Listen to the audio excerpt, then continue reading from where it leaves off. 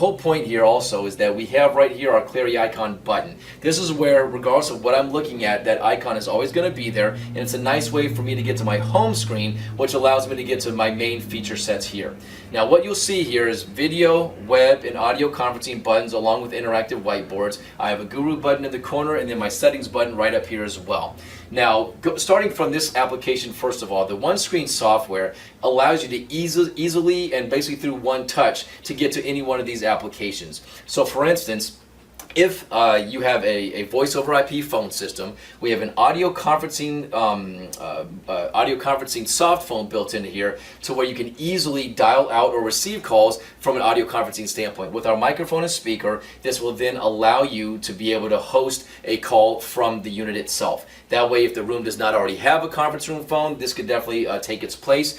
Basically, you'll add this as an endpoint on your SIP server application and literally have this as a phone system. It would even have all your contacts, etc., and you can definitely make your call outs from there.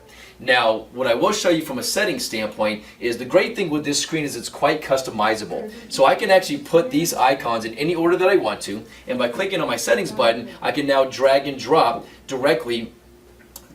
I can now drag and drop directly any one of these icons to pretty much put them in whatever order I want to. Now, as an example to show the additional customizing application is the fact that I have the ability then to also deactivate something. So if you do not have a voice over IP phone system and the audio conferencing is not an option for you, I can easily go into the settings, click on no, I can save that, and when I go back here, there's no longer a button there. The benefit there, of course, being why have an additional button on there if you don't really need it, especially if the feature set isn't there.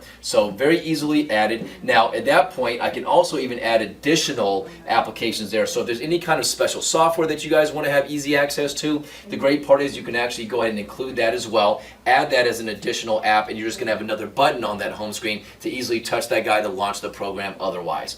Now, one last thing is that you can also do is these images are ones that have been created for you, but if you wanted to, more so for either customizing purposes or what have you, you can actually change the image and put whatever image you want to in its place. So definitely nice little area to be able to customize the application just to have a more fun look for it if you guys choose to do so otherwise.